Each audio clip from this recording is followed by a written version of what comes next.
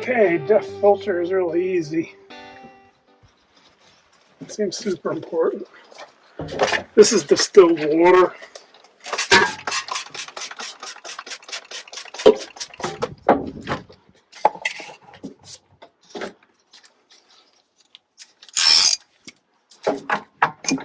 An inch and a 1/16 12-point socket.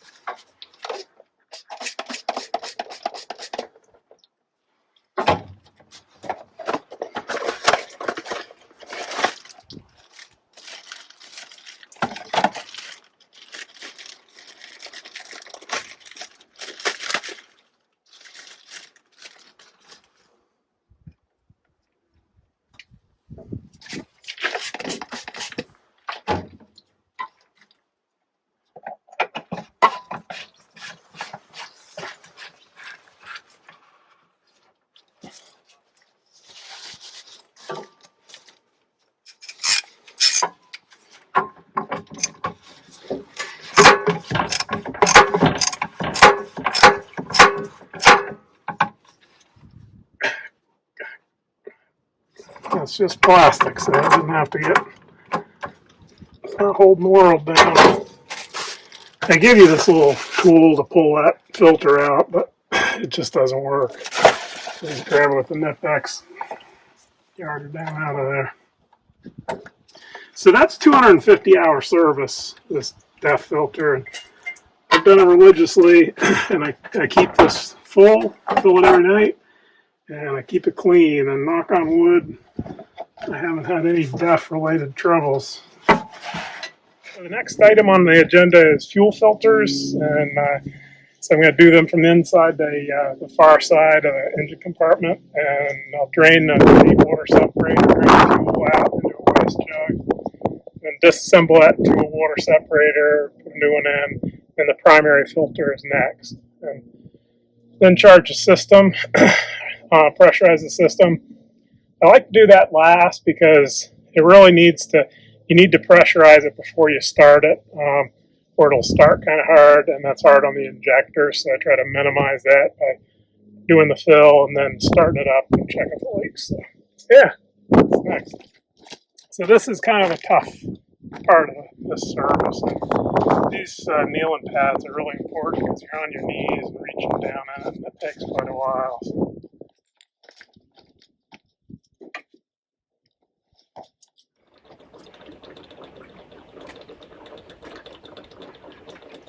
Okay, so I just drained this out into a waste jug there, and now I got to disconnect the sensor line and the fuel heating line. And I have to say this is kind of a tough filter change, and I actually complained to Tigercat, and maybe I've mentioned this before, but I complained about the location, how difficult it was to disconnect the stuff and change the filter, and I talked to the engineer who's responsible for it, and we talked quite a bit, and they changed the design. I think it's mounted over here on the valve cover, and I don't know, that's just really responsive, and I wish I had it, but at least the guys that got brand new ones are getting that.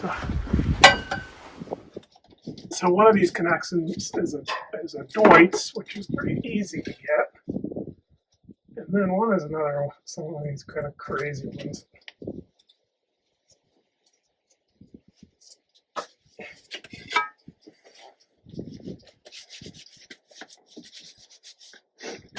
So as it turns out, one of the problems I had was this didn't come with when we took delivery on the machine.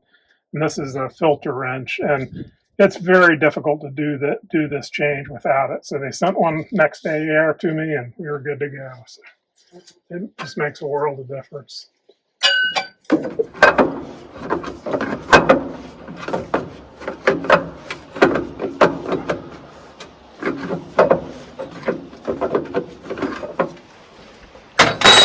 So I find that I have to drain this separator generally once in a 250-hour interval.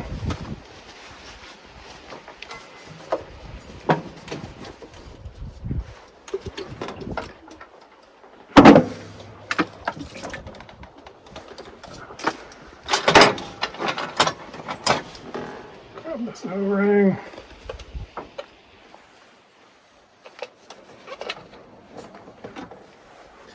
Okay, I just cleaned that bowl. This little rinse or wipe. You can clean inside.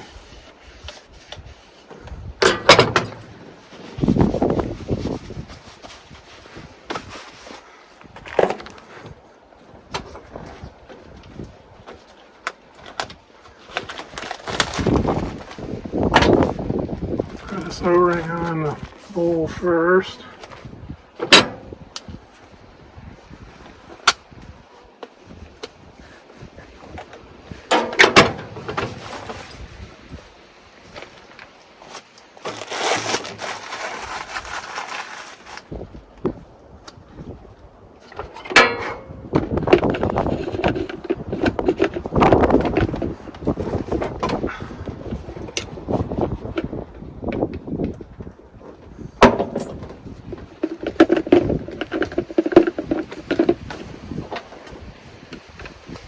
So this is just engine oil and a little pumper. Lubing all these threads up just makes it so much easier, and it's easier to get the O-rings without making a hell of a mess, having containers open.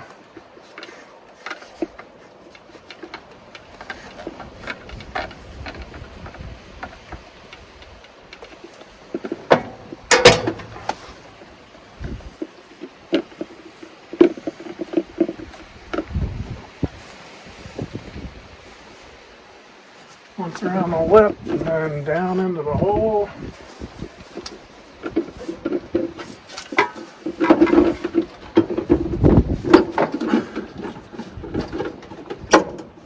Okay, so I always wire tie those connectors when I'm done. There's the heating, the fuel, water in the fuel sensor, and the fuel heating connection. They both have large connectors, and so what I do, I wire tie them to the little Webasto heater motor transfer pump, and that way they're not flopping around. Wear the wires out. Primary filter here. So what if I've found this works well,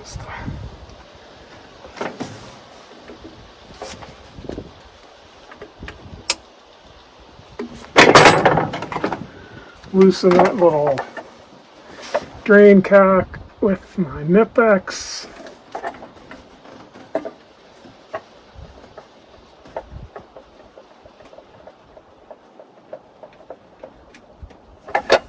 Open that up. That little container works killer for that. And then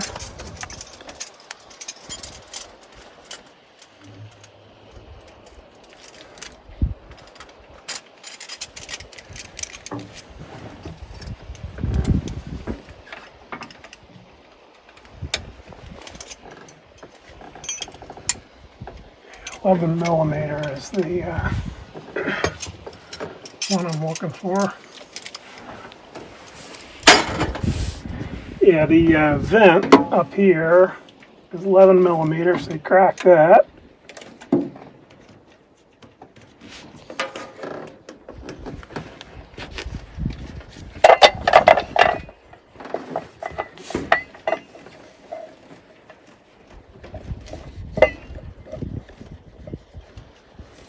And that'll start draining. like magic, huh?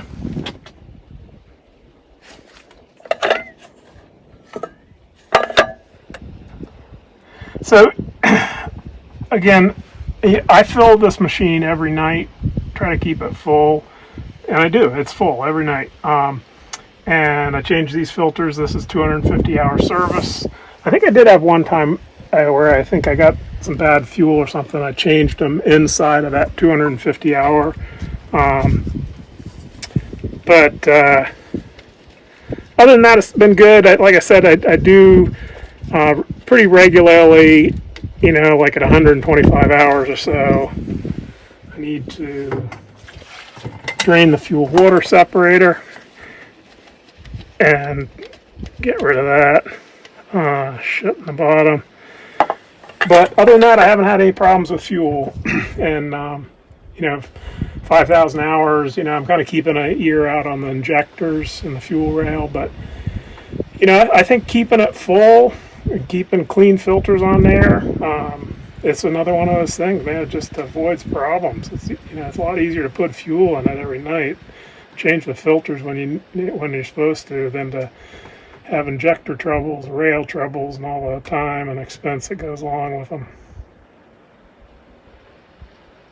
You know, these injectors run at such high tolerances on these new engines that they just don't, you know, they won't put up with water, you know, and if you don't keep your fuel tank full on a hot machine, you know, you're gonna create water in your tank.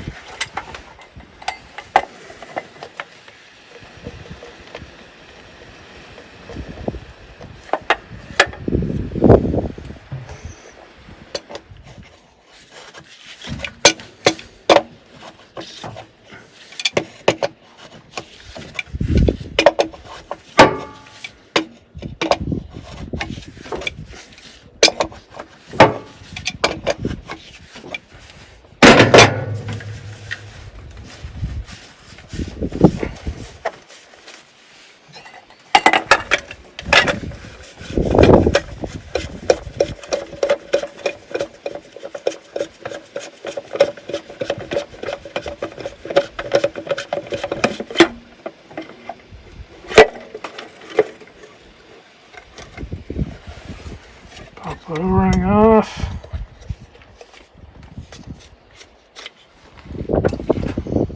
Alrighty. Jump out and give her a clean.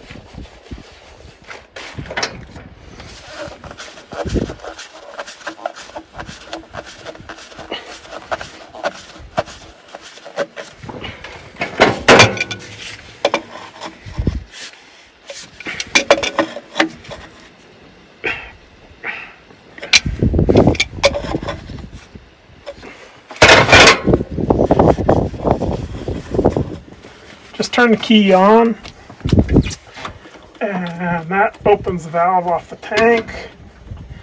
So now I'm pumping on this fuel water. filter.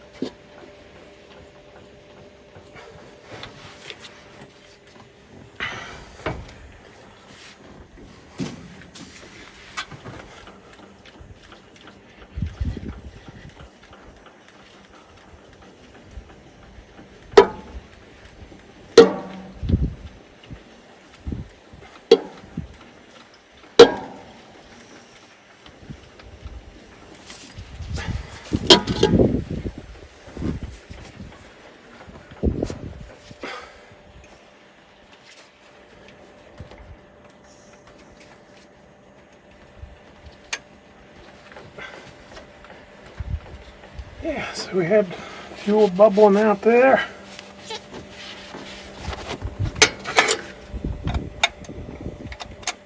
Crack that once.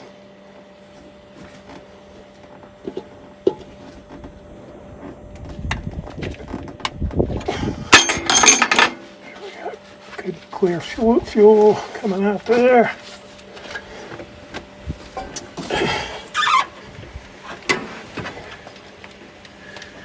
And then what you want to do is pump this to literally you can't pump it anymore.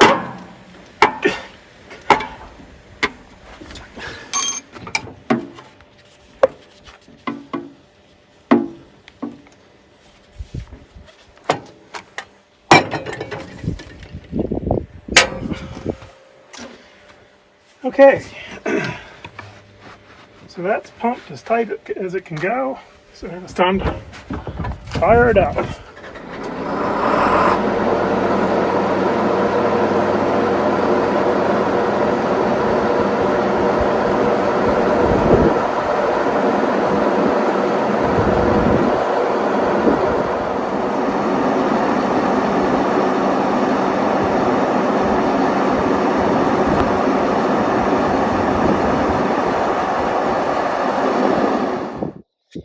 Okay, so I'm just drawn. I'm going to pull this serpentine belt, and I've always found it works good to draw a picture before you get it apart. So I just pulled the serpentine belt off.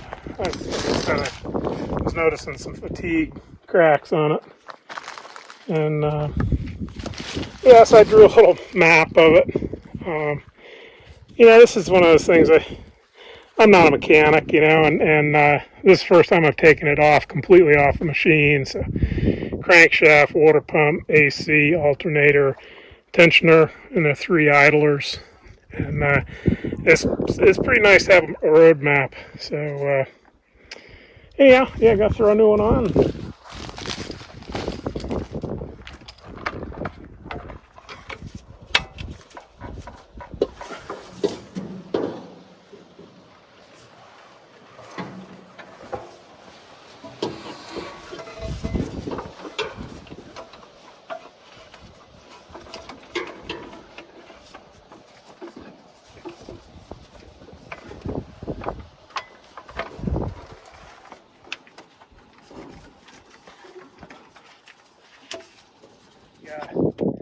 Rotary manifold, which is a 250-hour service, and then the 4 swing motor bearings, which are 5 shots each at 250 hours. Yeah, but other than that, we're all done. It went well, and you know, I'm kind of curious to see how this works because I've noticed that the machine, and you know, we're in the black again here, burned to a crisp, and it's summer, been pretty hot. Now it's going into fall, but I have noticed that it's been running just a point hotter than what I liked it to be. And last time I was back at the shop, put a couple days into pressure washing it. Because in this burned stuff, it just gets black, and that soot and the dust, it just collects on the machine. It's terrible. So I gave it a really nice, good cleaning, and that definitely dropped it. But I'd say it's still maybe a point over what kind of I'm used to. And it's kind of interesting. The contract processor on this job, Matt, is I think it's a 330 cat. Not quite sure. There's a big cat with a Waratah 324, and he said I could hear him on the radio. His machine was running a little hot.